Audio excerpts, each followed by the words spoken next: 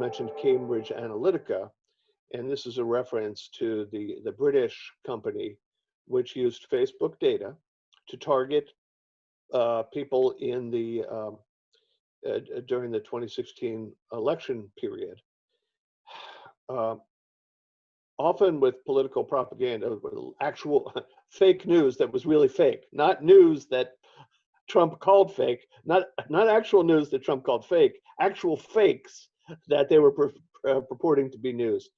And they used it to create anger and resentment in certain, among those of certain political ideologies, and they were able to target these messages.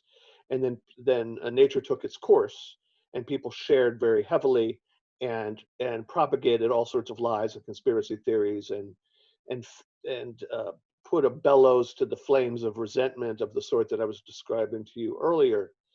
And you know, we were talking about utopian, dystopian. This is the dystopian part of technology, because by going to this next level of understanding behavior and actually influencing it, well, you know, who knows whether it influenced the election. We do know it was there, and we know these messages were widely shared, and we do know that they were confused as truthful as opposed to the propaganda that they were, and we know that Donald Trump won at least the electoral vote. So, and it hasn't stopped. No. And we also know that Facebook has done very, very, very little to fight this. They were nominally cooperative with the Senate investigators and the academic investigations that tried to get to the bottom of Cambridge Analytica and the rest of the 2016 election cycle.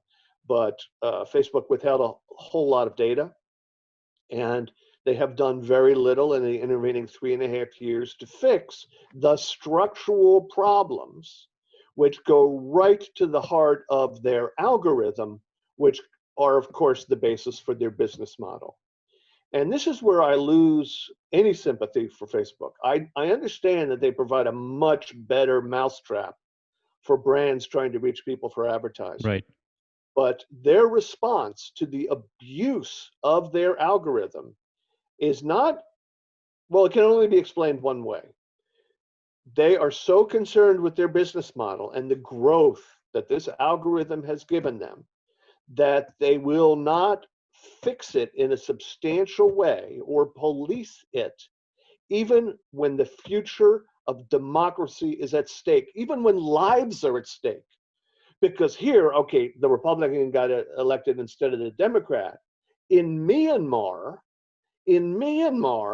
there were pogroms of Buddhists against Muslims, which is the idea of radical Buddhists. Makes me laugh, but it's not funny if you were murdered based on false Facebook messages. And the company has been disgraceful, and that's why, you know, I've often said that Donald Trump is not the most powerful and dangerous man in the world. Mark Zuckerberg is the most powerful and dangerous man in the world, and he's done nothing but spin out pieties and empty promises.